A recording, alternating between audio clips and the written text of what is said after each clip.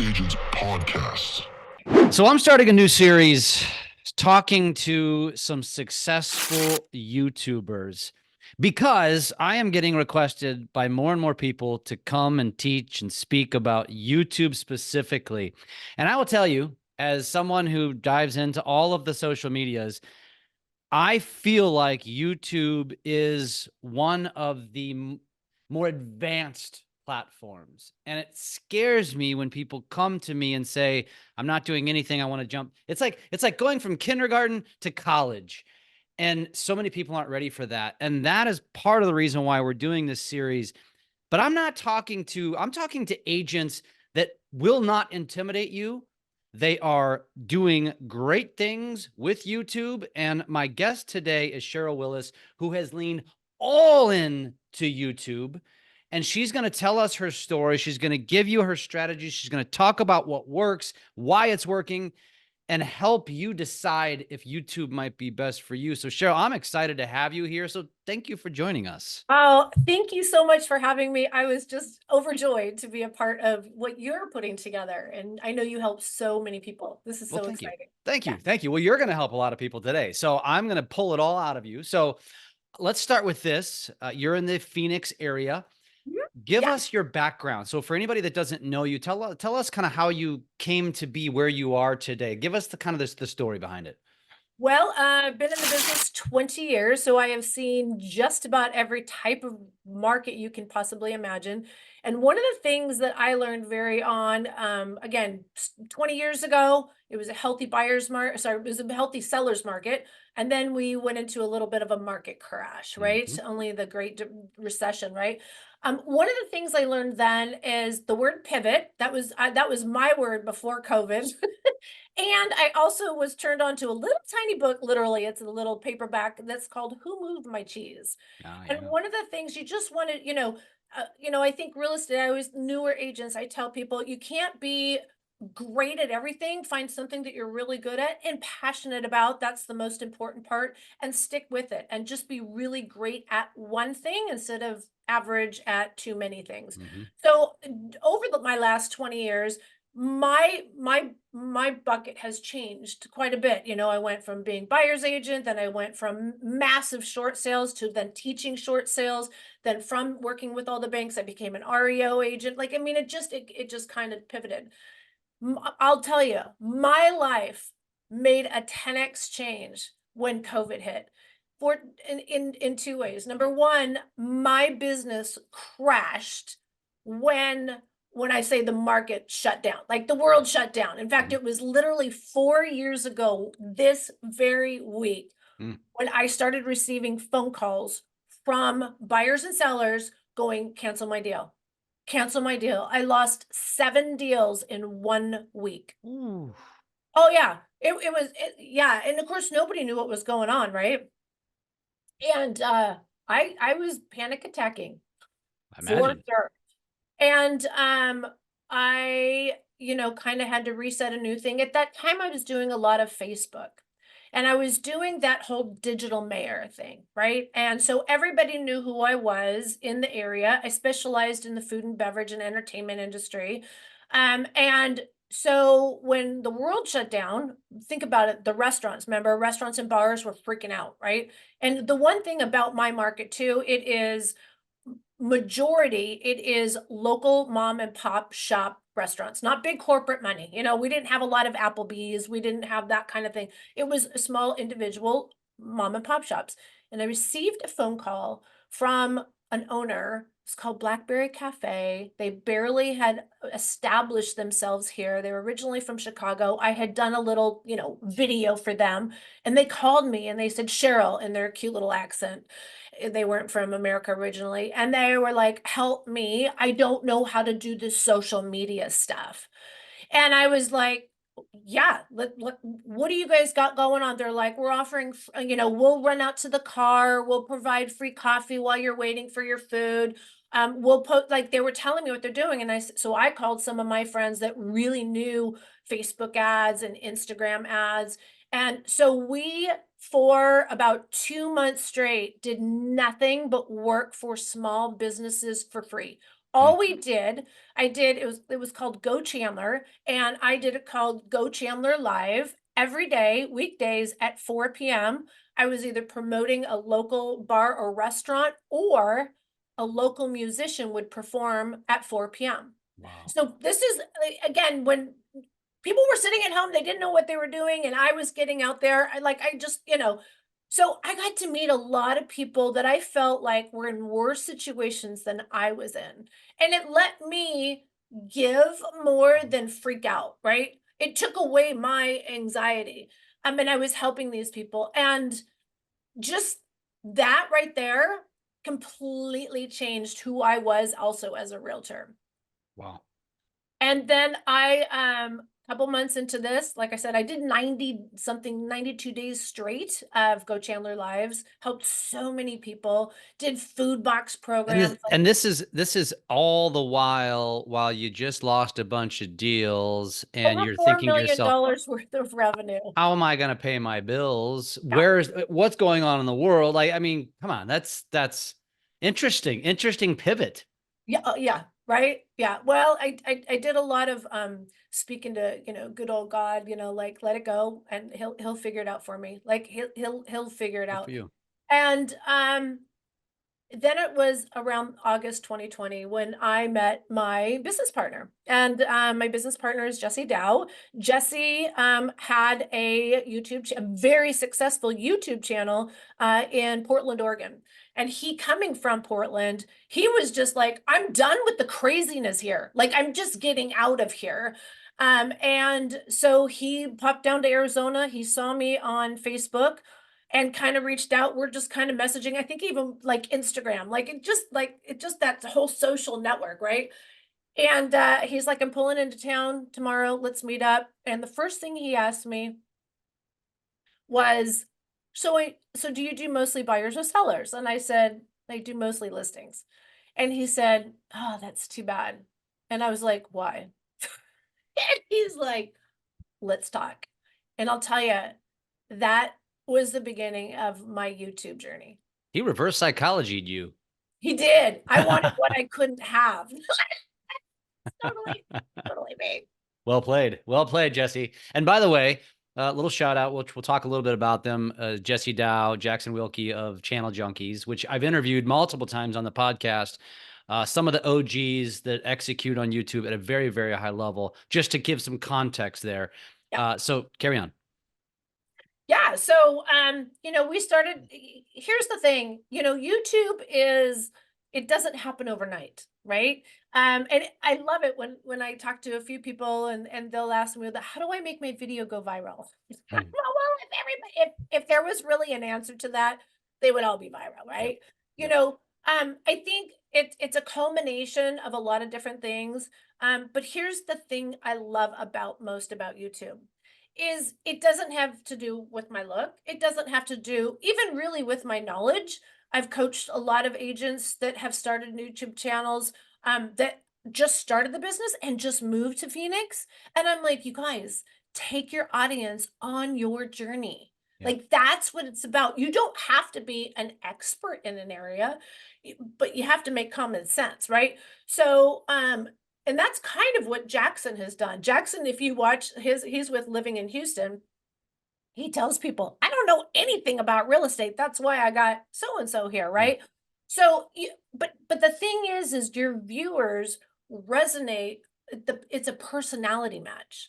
And so when people call me, it's because they've already connected with me personally. They like me, they trust me before we even talk on the phone. Do I get all the phone calls? No, but I get all the perfect calls for me.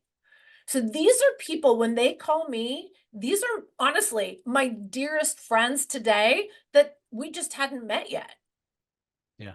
Yeah. So it's a different level. It's a completely different quality buyer. And I'm not saying that means they're all $1 million buyers, but they're all ready to buy and they're all committed to working with me and my team. So let's digress for a second and let's take it back. So thank you for the story. Now I want you to share, because there's a bunch of questions that I have coming from a consumer's perspective. And that is, you showed me that in 2019, you did about 5 million in volume. And then was it the next year? Yeah. You jumped to almost 50 million. Well, 2020, I think I actually maybe broke even. So like Well, I did. okay. But right. So 2021, yeah. Got So it. in 2019, and I actually have my little award here. Just shy of 5 million. 5 million is nothing to sneeze at. No. Like, that's a good number, right? Yep. I still was ranking on different, lists, and obviously my company recognized me. I was with a small boutique real estate company at the time. Like I said, 2020, I was thankful that I was able to pay my bills. Right. And 2021, 50 million. Take off year. First year. So, and let me also point out, so the name of your channel is Living in Phoenix, and it actually is called the original Living in Phoenix, which I assume is probably just an evolution because it's been copied. Yeah. Now I want to point out that you have 7,200 subscribers. I'm going to say that again, 7,200 subscribers, which is really good. But when you think of it from an influencer perspective, you're thinking that's it. But that's right? the bigger point, is that this doesn't have to be viral to be successful. And that's where so many people lose they just don't understand that virality doesn't equal success in real estate. It does not equate whatsoever, actually. And so it's the wrong metric to be searching for. So I call those vanity metrics. 100%, 100%. They boost your ego. They make you Yep. feel good, right? Yeah.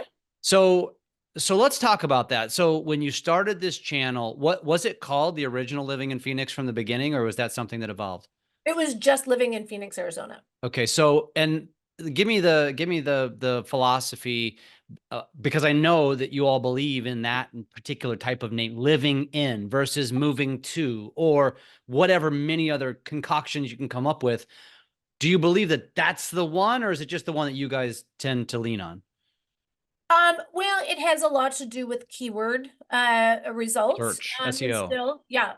There are something, for the most part, I don't pay for advertising. That's one of the things that people, like, people pay for Facebook pushes, Yeah. or even YouTube, like boosting effectively. Exactly. And I'll be honest with you, that is the number one thing that will kill your algorithm. You want YouTube to fall in love with you, not your money, right? It makes a huge difference. Needless to say, that's important to point out, though, because I think everybody wants to see that quick growth.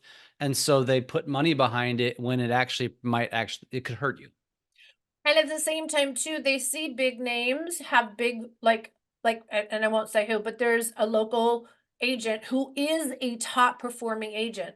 They have a YouTube channel, and it only has like 1,000, maybe 2,000 subscribers. Only. But You somehow, say only, which getting to 1,000 subscribers is not easy. well, yeah. Well, when you compare it to some of these major channels that have like 100,000, right? Okay, again, this is kind of where I'm going with this. So this particular channel has like 1,000 or 2,000 subscribers, but they have like 50,000 views on their video. So you're like, well, what are they doing? It's called putting money behind it. Like, all they're doing.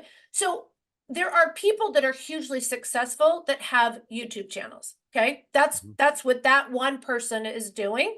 They're paying for massive blowout. They're not making money from YouTube. Yeah. And when I say making money from YouTube, I don't mean in monetization. share. Yeah, I don't mean in the monetization. I'm talking about my phone ringing, me picking it up, and closing a deal. There's different. So sometimes, again, when I've taught some of my classes, people are like, well, I've looked at your channel. You don't look like you're very big. And I'm like, look, I don't care if there's 5,000 people that are watching my video. I want 5 people that are watching my video to call me. That's so I don't care if there's 5 views, if it's the right 5 people. I love it. I love that you said that, because that is the misconception that the social media world has bestowed upon social media, really. And I explain that all the time. I said the problem with most of you, and I'm talking to an audience, when you're watching someone teaching social, it's usually someone who's done it at a very high level and truly is an influencer, and they're telling you how to grow influence. Your job is not to grow influence and sell Coca-Cola or to sell whatever makeup, right? Your job is to sell real estate. And so it's like, stop chasing vanity metrics, because a lot of the things that influencers teach are not applicable in real estate specifically, because real estate is so massively diluted. The general tactics for social don't necessarily work for our industry because people aren't searching for that shit because we've diluted them with it, right? And I'm glad you said that, because I know what you're doing. I know you're hugely successful at it. So at the 7,200 subscribers, how long did it take you to get there? Like, what was the journey from day one? What was day one? When did you start this channel? So we started our videos September of 2020. Okay, so 4 years ish, not even quite. Right. Okay. And we just started putting out videos once a week. And I remember it being Christmas time, and Jesse Dow, I wasn't really getting calls, and he's like, just wait, just wait, just wait. Wait, He's that like, was important. That's important. September you started. Haven't September we gotten started, calls to and it was December, which is Christmas very time. normal. Very Yeah, and normal. he was Okay. just like, Sheryl, you got to get your ducks in a row. You got to, I'm telling you, you're going to have systems in place. You got to have a transaction coordinator. If you need help showing properties, just get everything lined up. And he was riding my butt. And And you're again, thinking to yourself, I don't have any deals. Why am I doing all this stuff? and I was really, honestly though, I was really busy with listings at this point. And so I was kind of like, I got it, Jesse, I got it. But I was a little overwhelmed. I'm glad Because you he's didn't have time to do the videos consistently, probably. well, and I still didn't know what I was doing. Like Yeah. my videos were bad. Yeah.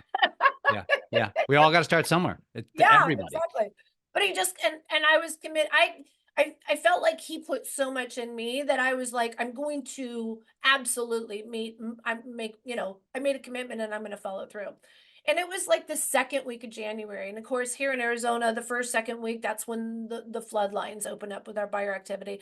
And the very first thing I do when somebody reaches out to me is I set up a Zoom call. And so I can base my conversion rate, and I can also, and it changes every year though, I mean, there was a lot of people that were calling literally in January, and they're saying I'm going to be out there in a month, and they would buy. So again, what it was then and then today, it has a little bit longer of a time to convert. Mhm. So, but you can put a solid business plan together. And again, it goes backwards. So when I look at my February Zoom calls, that tells me what my March business is going to be Mhm. like, Mhm. or my April, Yep. right? And so January of that year, which was 2021, my phone was ringing off the hook. Now, a Really? lot of them were for rentals, and you have to learn how to speak in your videos that you're not, because I do encourage all people to reach out for anything. I want to be their resource for resources. But so I lined up another agent that could do rentals. Like, so then you start kind of scaling your work, right? You start hiring people that do things better than you do. I don't have time to show rental properties, but I found an agent that did. And I don't even charge her a referral. But it was nice that I was funneling through and helping people and providing income for families. Yeah. And then I had a TC that went from, again, I could handle 3 deals a month. I could handle 5 deals a month. When I was starting to get 7, 8 deals a month, I was like, I can't do this. So I Yeah. hired a transaction coordinator. So now she does it whether I have 1 deal or 10 deals a month. Like this month I had 13 deals closing. There's no way I could do this by Wow. myself. Good for you. And then, and yeah, and now, and this is a totally different year, but in 2021, I was doing an average of 10 to 15 deals every single month. Wow. Yeah, All from YouTube? all from YouTube. Wow. Okay, so let's get down to brass tacks here. So you started this out, you sucked at video.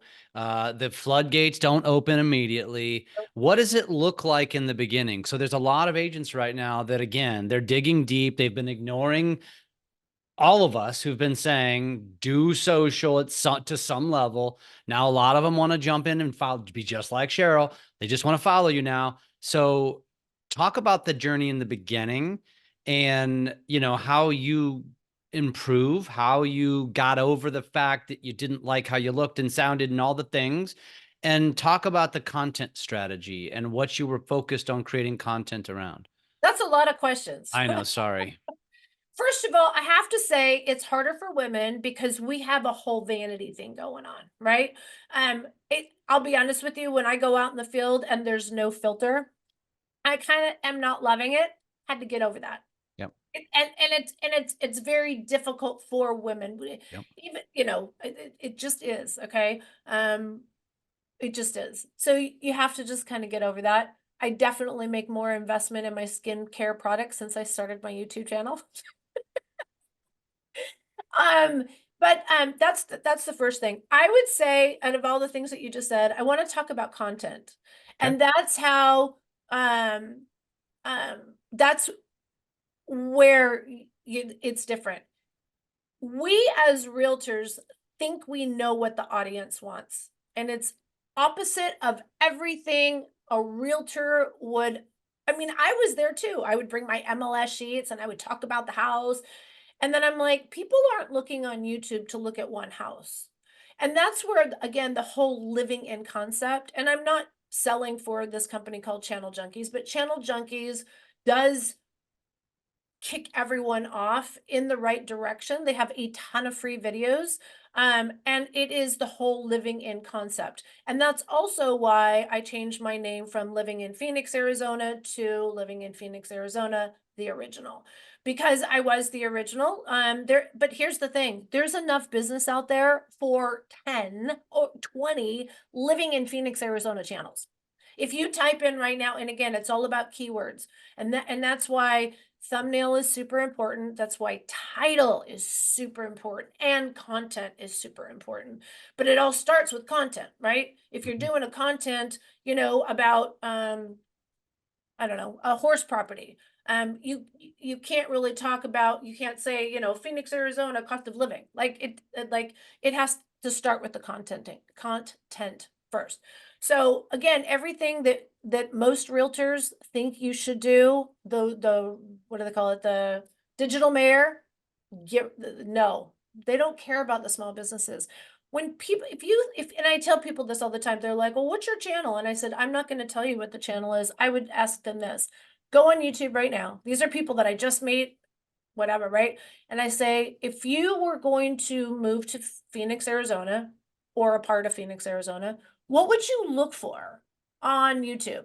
They're like, I don't know, moving to Phoenix or living to Phoenix, or what is Phoenix like, or how, what, because of everything I've done with my keywords, my SEO, and my titles and thumbnail. If living in Phoenix, my channel comes up as the first. On Google. On Google. Or on YouTube, I guess. Same thing, essentially. Yeah.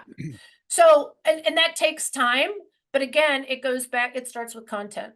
And so what type of content though? That's what I want to get down to, because you just said don't do digital mayor, and then you specifically, which I don't know that everybody even knows what that means, but then you specifically said don't do the local business highlights. People aren't moving to Phoenix or wherever for the businesses. They want to know what the lifestyle is like, what the quality of life is, what the pros and cons are like, what it's like to live there, and where the different neighborhoods or areas of town are. If you were moving, I always tell people, put your buyer hat on. If you were moving to another area, what would be important to you?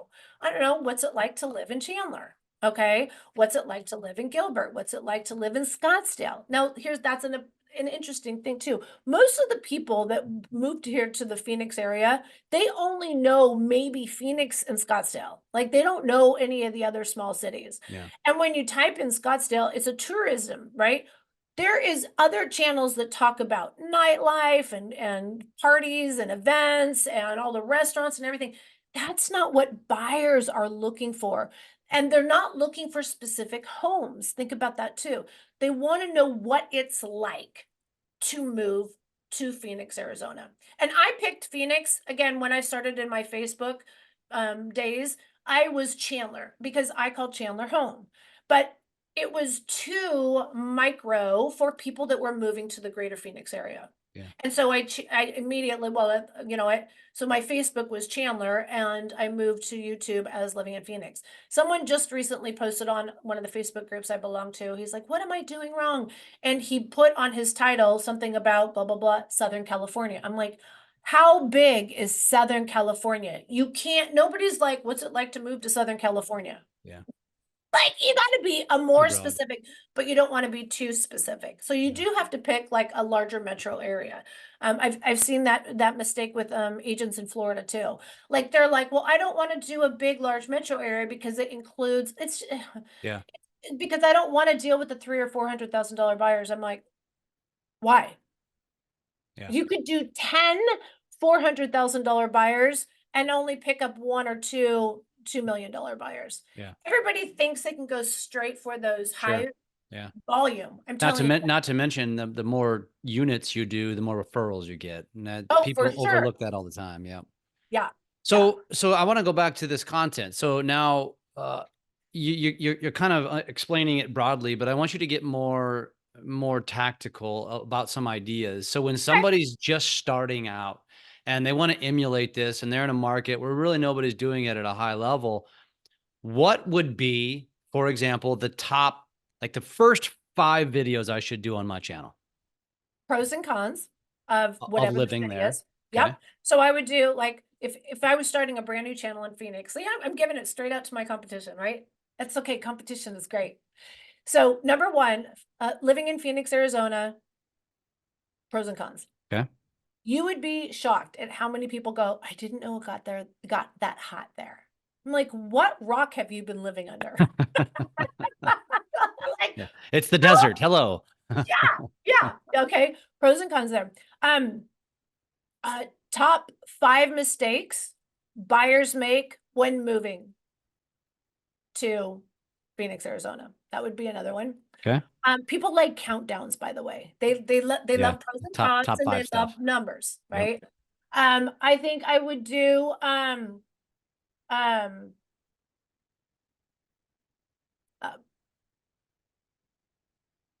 top 5 things for people moving to Phoenix, Arizona. Like how to move to Phoenix, Arizona.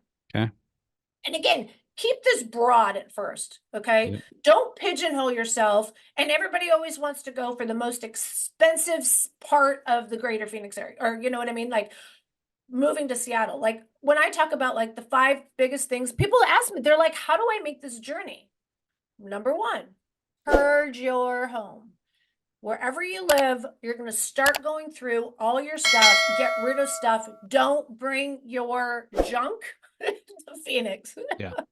So again, that would just be like my very first one, my 5 things. I would then pick a new hot trendy area. So this is again where I say people, you have to learn to pivot and you have to who moved my cheese. In 2023, I did 42 new home construction transactions, all from YouTube. If I went back 2 years ago, it was all resale. You have to keep your eye and ear on what's going on nationally, because again, what are the buyers going to be drawn to? When we saw very little resale, I realized I got to start showing some new construction. Whereas before, people didn't like new construction because it was way out there, right? Because cities grow from the center out, right? At least in Phoenix, and we have massive suburbs. So I started doing new construction. And so I'd be like, hey, let's go check out this new community. And this is again why you don't have to be the local area expert. That's another thing. You don't try and sell yourself. They don't want to hear about that. They want to get straight into the video what you're talking about. Anyways, so new construction, let's go check out this neighborhood.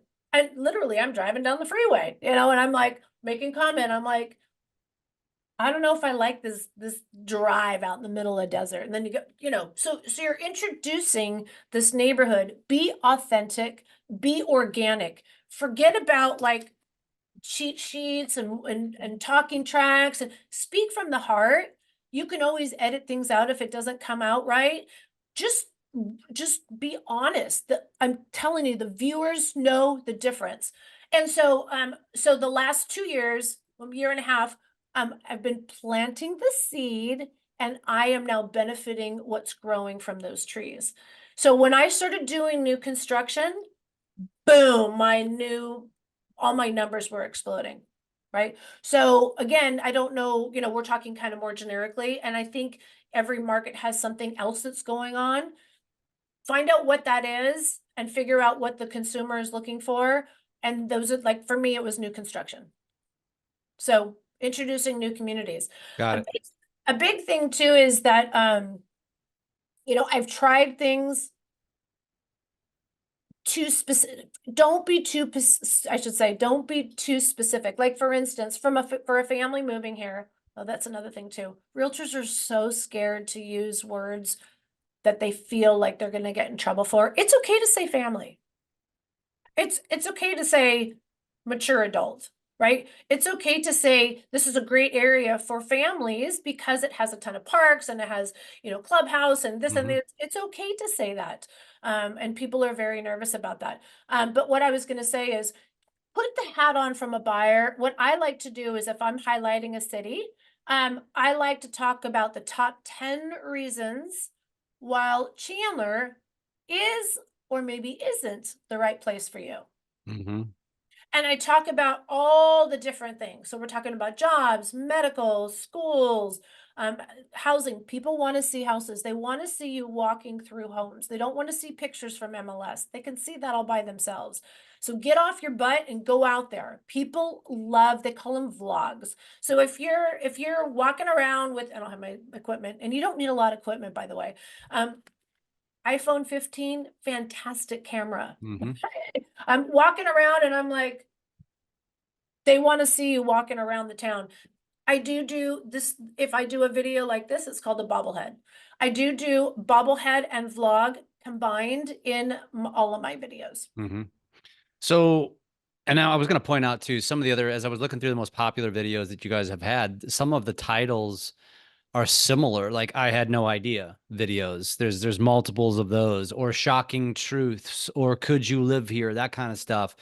It appears to me that has, well, the data doesn't lie. They've performed. They've gotten a lot of views. Now that doesn't necessarily equate I to was just going to say, transactions. yep.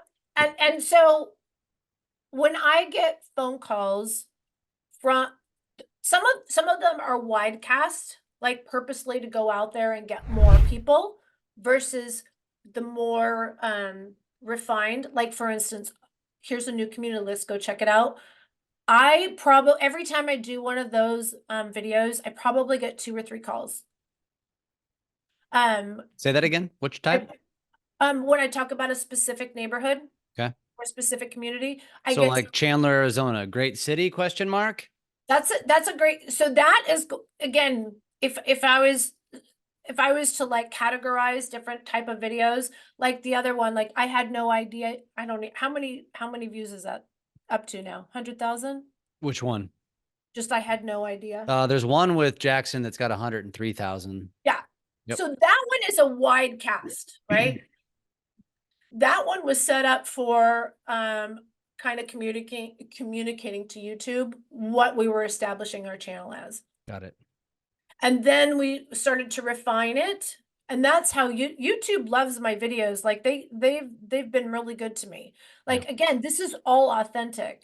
So but again, it depends on the area. So again, like Jackson's channel that has, I don't know if he's got 15 or 20,000 or 30,000 followers now. He can get 100,000 views in a weekend. I can't get that. Yeah. But for me, so I release my videos now, and again, this is you have to watch metrics. You have to watch your analytics, you have to review it, you have to see where things are working, where things aren't working. You're always tweaking it, and YouTube's always changing. Just like every Mhm. other social media platform, it changes, right? I think a lot of people, like we talked about the intros, YouTube loved the intros. YouTube doesn't like intros now. Like I don't want to say it penalizes people, but if you get straight into your video quicker, you're going to have a longer average view duration, and you're also going to get a higher click-through rate, which is ACT. So rather than having like, what do you mean by when you're saying that to someone, what does that mean to someone who doesn't understand or has never Okay, created a YouTube video? so the older style videos, and when I say older style videos, I mean like in 2020, 21, Mhm. 22. the videos would start out with, "Hi, this is Sheryl Willis with Really Now, coming at you from Phoenix, Arizona. We're here." I don't even remember what it is. I haven't done it in so long, but we're going to be talking a little bit about living in Phoenix, Arizona. If you're thinking about moving here, you got to give us a call. We are getting calls every single day and we love it. Look, all you got to do, like, it's that whole preface of a video. Or yawn. That's What about leading with a hook? Like, what about grabbing, like, you know, just something, a powerful question or statement or line, even from the middle of the video, or, you know, just generally speaking, a hook. Yeah. So there used to be, again, it was an intro and then there was a hook and then it went into the video. So now I just start my videos. So if you have been thinking about moving in a lake community, I have the best one here for you. That's Let's a hook. start with exactly what we're talking about. That's a good hook. Yep. Like within 15 seconds, I'm already in the video. Yeah. Yeah. Yeah. I got you. Yep. So no fluff. No, people don't care about my name. We'll pop it up on the screen. Yeah. People don't want to hear how great I am. No, or they're not there for Sheryl. They're there for the content. They're there to learn about Got it. Phoenix. Yeah. Yep. Yeah. Get over yourself. I like that. It's a good. Now, I want to jump to equipment because you mentioned it, and or lack thereof. And I Yep. think that is definitely something that paralyzes people. So a cell phone, perfectly adequate. Yeah. What And about I went, what about a gimbal? What about a tripod? What about microphone? What about lighting? yeah. Well, I think that to start, and I can't talk about Google phones. I'm an iPhone girl. I Because actually that's the only started, one that matters. yeah. So the i15 Pro Max, Mhm. because you have the triple camera. Uh, I don't even need a tripod. I don't even need a gimbal. I got this little ring here, and I can control this puppy like. So if you're not watching, you're just listening. She's got a little holder that attaches to the back. You stick your Got finger it. through, you hold on to it. Yep. That's it right there. Yep. That's it right there. In other words, the stabilization inside of most of the upgraded iPhones or cell phones now are very good. Yeah. And again, that's not where I started with. Like, again, technology changes, Yeah. but I'll tell you what I grabbed today to go and film are two things, maybe three, and you don't need to start with this. But my biggest passion now is my drone. Hmm. So I think it brings a completely different level of coverage. You're going to want to make sure you get your drone pilot license, a 107, which isn't that difficult to get. Just to let you know, it's just something else that you can add to your repertoire. And from also being again a specialist, I'm a relocation specialist. So if somebody is buying a home virtually, which we do have a lot of virtual sales, they don't come out here until after they close. I actually will fly my drone over their house and their neighborhood. And so that, again, I'm providing a different level of service being a relocation I was specialist. going to ask you if you fly your own drone. What Yes. what type of drone do you have? I just bought a DJI Mini 4. Got it. And I like this one the best. I actually started with a Mini 2, I think. I can't remember because it was a lower price. And my thought was if I'm going to crash a drone, I'd rather only lose $600 instead of $1,200. But I'll be honest with you, the 4 is so much easier to fly. Oh my God. I did crash my 4. It was bad. How? Make sure you get insurance. Backing up into a power line. Oh, yeah. Yeah, I try to go above power lines just so I don't bring that into the fray. But yeah, I know what you mean. Yeah, it was too far. Like, anyways, Yeah, you you couldn't see live the it. drone probably. It was too far away. I get it. Well, it was, yeah. The capability of these drones, you could be a mile away and still flying. So, Yeah. anyways, it crashed. It burned. But you know what? Wow, my insurance covered everything. Like I was Nice. shocked, like Nice. absolutely shocked. So just get that. But it's easier to fly the 4. It's about $1,000, $1,100 investment. Mhm. Get yourself some extra batteries. And the other thing I did buy was a little microphone. You don't have to get really expensive, but I have a buyer agent that sometimes we hit the road together. And so we're both wearing the mic. So while I'm still doing the camera, it'll pick up both our voices. I love it. I love it. That's it. So we've covered equipment, we've covered some of the videos, and here's what I would suggest, because honestly, we could have this conversation for hours. Oh my gosh. Yeah. But the best thing you can do if you're looking to get into YouTube is just go watch. And so in Sheryl's case, it's the original Living in Phoenix. And here's what I would suggest. Don't just focus on the most popular videos.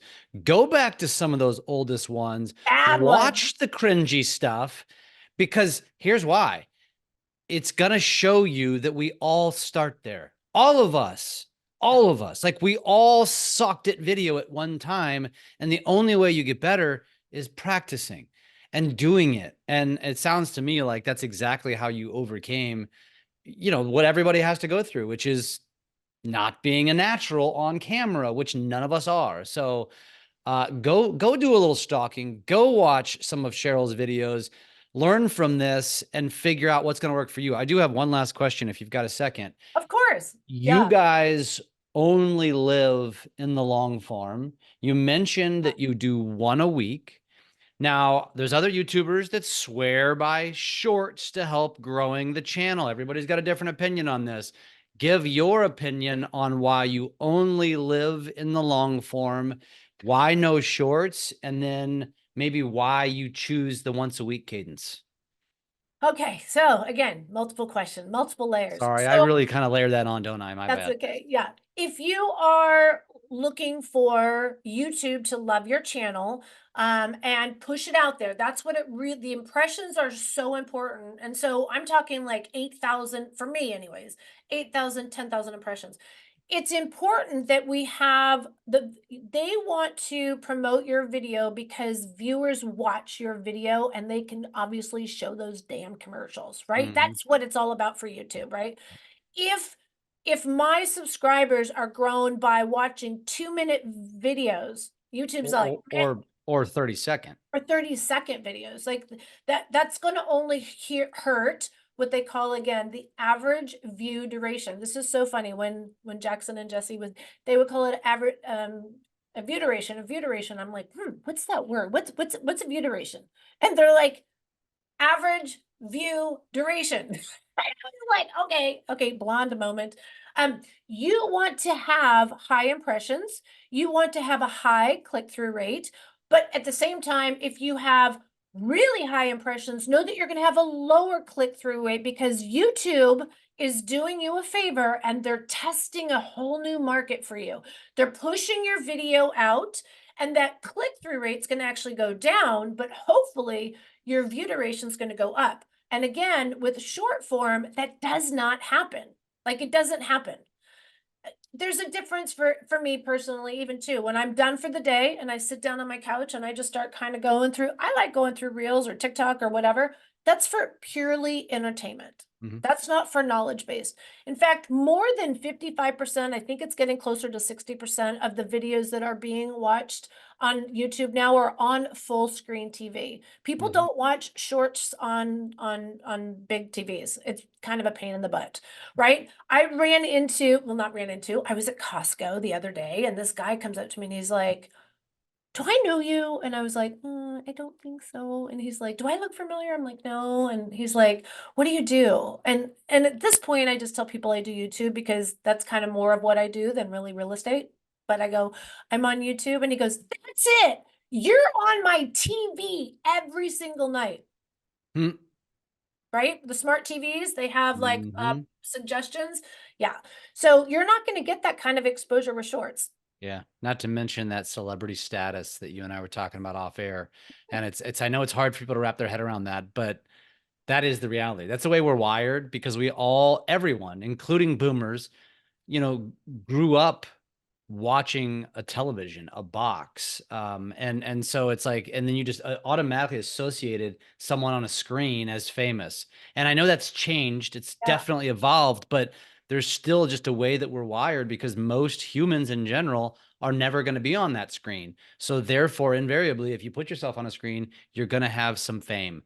And guess what? People want to do business with those people. And Sheryl, you are living, breathing Thank proof you. of that. And clearly the dude in Costco that was validation, right? Yeah. And he lives in my city. And again, most of my audience is from outside of Arizona moving Yeah. into the greater Phoenix area. So it's nice to be, it is kind of funny. I feel like almost anytime I go out into a large public area, like again, the Phoenix Open I just recently went to, same thing happened at Barrett Jackson. Now those are people from outside. They're like, that's Sheryl Willis. I'm like, oh my God, this is so embarrassing. But I'll sign autographs. It's okay. yeah.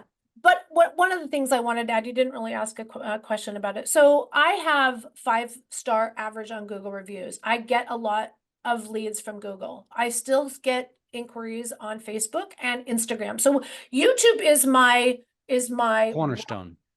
cornerstone. And then I have all the others just to kind of back it up, because let me tell you, when people find you on YouTube, they'll do your research. Yeah. So before they call me, they know all about me. It is kind of strange. So they know all about me. Here's the thing. When people call me from YouTube, it's not, hey, I'm just like tire kicking, or I might not be buying for a few years, or I don't know if I even qualify. I don't have any money. It is a completely different level buyer. It is, I'm already pre-qualified. I have a couple $100,000 saved. I'm moving there with a job. I'm qualified. My average client that I get is somewhere between $700,000 and $900,000. Again, I have above and below, right? I just closed a 1.7 the other day, and I also closed 375, right? So, but again, it's okay. I'm dealing with volume, but the quality of buyers. I had a Google call, and I hate to say it, but I actually told him, I don't think I'm the right realtor for you. I'm going to suggest you call someone else. And he was even stunned. He's like, what? You don't want my business? And I was like, I just think that you're looking for a different type of a realtor, and I don't have the time to give you what you deserve. Yeah. On YouTube, it affords me to pick the people I want to work with. Love it. You know, what you just told me is that when you rank the social platforms, I think YouTube probably would qualify as bottom of funnel, and probably a TikTok is more top of funnel. And that's a good way to look at it, because that is speaking typically a realtor's language, is understanding top, middle, bottom of funnel. And I think YouTube would qualify in the social media realm as a bottom of funnel lead. And I do think also, Sheryl, that's why a lot of agents are now wanting or thinking they need to pursue this. And this is why we want to create this series and talk more about just various experiences from different agents from different levels. I would consider you, I'd classify you as an expert level on YouTube, and you're doing an incredible job. Thank you so much for sharing. I look forward to seeing you in a couple of weeks in Phoenix. Yeah, that's going to be fun. And we're just going to have to keep getting that word out and sharing. You keep crushing, keep doing what you do, keep being an inspiration. And I look forward to staying in touch with you. Thank you. All right. Bye.